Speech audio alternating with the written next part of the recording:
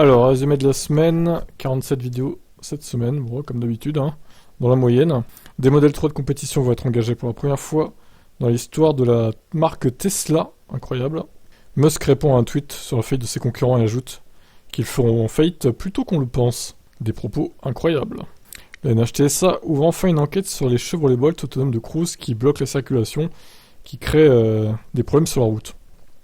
Un restylage plutôt que prévu pour la Mégane E-Tech, potentiellement début 2024, à voir. L'application Tesla version 4.16 donne accès à plus de statistiques. Toujours en amélioration, c'est bien. Le peuple a parlé, Musk doit quitter la direction de Twitter, avec 57,5 pour oui et 42,5 pour non. Est-ce que Elon Musk va les écouter du coup, les tweetos? Alors, surprenant, le Kona révélé, le nouveau Kona 2023, se dévoile en photo du moins. Bon, les caractéristiques sont pas encore connues, mais on imagine que ça sera à peu près les mêmes que le nouveau Niro, c'est-à-dire 450-460 km d'autonomie, peut-être un peu plus puisqu'il est un peu plus petit, mais bon, il gagne quand même 15 cm en longueur par rapport à l'ancien, donc au final il se rapproche très dangereusement de la taille du Niro. Par contre, moi j'aime pas du tout la face avant, hein, désolé, mais là, je ne valide pas du tout ce nouveau Kona, et je regrette pas de pas avoir attendu qu'il le présente parce que j'aime pas en fait. Bref, les goûts, les couleurs. Pepsi remet en doute l'autonomie en conditions réelles du Tesla Semi. Selon eux, il pourrait pas faire 800 km sur une charge. Giga Berlin a enfin atteint le cap des 3000 modèles Y produits en une semaine, c'est bien. Ça avance, doucement mais sûrement. Bonne nouvelle, le réseau électrique français n'est plus sous tension. Pour l'instant, avec les températures qui sont douces en ce moment, on est entre 11 et 12 degrés au nord et un peu plus au sud, ce qui est pas trop normal pour un mois de fin décembre, mais bon. Bizarre ce climat, alors qu'il y a 2 semaines, on avait des moins 3, moins 4, on n'était pas officiellement en hiver. C'est totalement détraqué. Une nouvelle Gigafactory Tesla au Mexique annoncée ce vendredi. Bah du coup non, il n'y a pas eu d'annonce.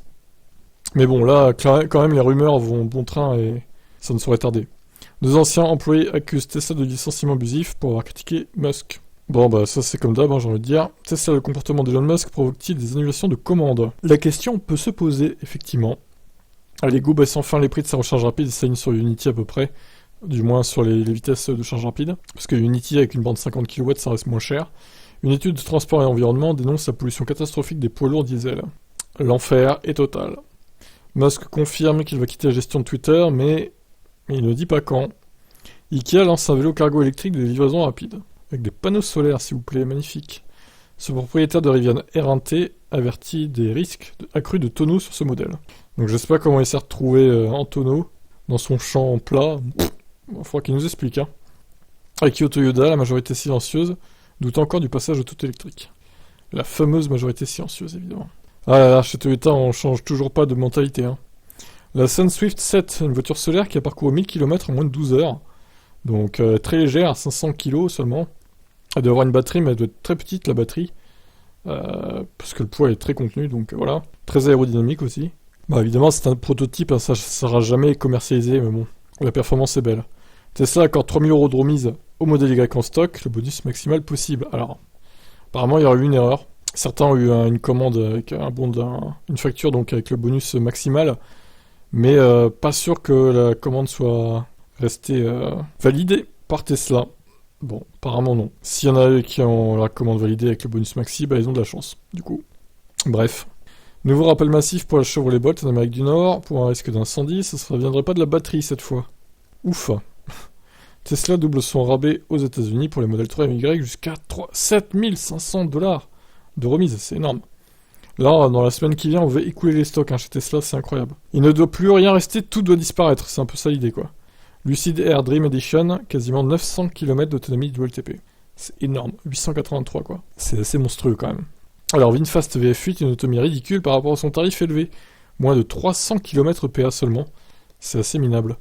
Certains parkings pourraient s'effondrer à cause du surpoids des voitures électriques. Oui, vous avez bien lu. Vous avez bien écouté. C'est réel. Bon, en Angleterre, c'est l'Angleterre qui le dit en tout cas. Je sais pas si nos parkings français, ça sera aussi le cas, mais bon. Ça paraît un peu gros quand même. Audi 360 Factory, Audi veut réduire massivement le coût de production pour plus de rentabilité. Forcément. Carambolage aux USA, ce conducteur accuse sa Tesla de freinage fantôme. Ok. Un freinage fantôme de plus qui provoque un carnage. Bon, il n'y a pas de mort, c'est déjà ça. Tesla offre un mois d'essai gratuit sur l'EAP en Australie et Nouvelle-Zélande et apparemment dans tous les pays maintenant. même si ça reste à confirmer. En Norvège, le modèle Y bat un record de temps de la Volkswagen Coccinelle. Bon, une performance à signaler.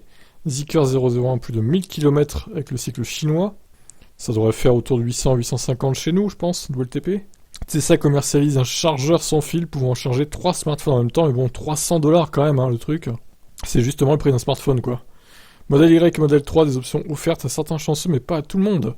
Eh oui, il y en a qui ont des passes droits, visiblement. West Charge, un tarif de recharge du simple au double en 2023. On passe de 22 centimes à presque 50 centimes le kilowattheure. Le bruit hallucinant du Tesla Semi, on dirait littéralement une supercar. Alors, modèle Y, leader des ventes en Europe en 2022. Bon, attention, évidemment, ça va prendre avec des pincettes parce que il est livré par trimestre. Donc, bon, on fera les comptes à la fin d'année plutôt. Ce sera mieux. Tesla va enfin ajouter les bornes concurrentes à son planificateur, mais avec certaines circonstances. La borne devra avoir été fiable avec un certain taux de succès. Et des modèles Tesla, donc, devront se charger régulièrement dessus pour que ça soit ajouté à l'ordinateur de bord, quoi. Bon, ça fait pas mal de conditions quand même, hein. Elon Musk le promet, il ne vendra plus aucune action Tesla dans les 2 ans à venir.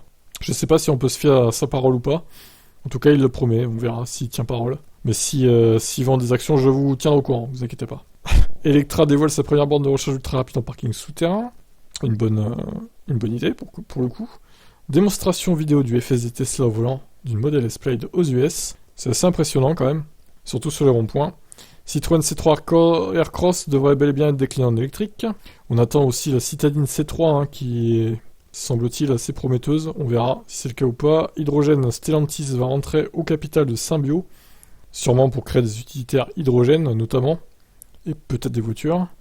Alors la Californie adopte une loi anti-Tesla par rapport au logiciel FSD. Donc en gros, ils vont peut-être devoir changer le nom du logiciel là-bas, et ils vont devoir préciser que c'est plus du tout un logiciel de conduite autonome sans intervention humaine en fait. Enfin, c'est pas encore le cas. Et donc il faudra préciser ça en toutes lettres sur le site, quoi. Bienvoyant, de façon bienvoyante. Porsche double la puissance de recharge de sa Taycan en courant alternatif. On passerait de 11 à 22 kW du coup, à peu près, selon les chiffres donnés. Mais il faudra payer un supplément, hein. Évidemment, rien n'est gratuit. Les régions de Corée du Sud se battent pour accueillir la nouvelle Gigafactory de Tesla. Donc bon, il semblerait que ça soit très bien parti pour la Corée du Sud, hein. Ils sont les favoris en tout cas. Et enfin, dernière news, Giga Shanghai fait une pause une semaine dans sa production.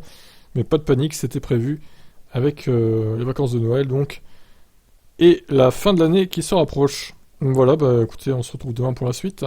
Pensez à vous abonner à mes autres chaînes. Lien dans la description. Allez, bye bye.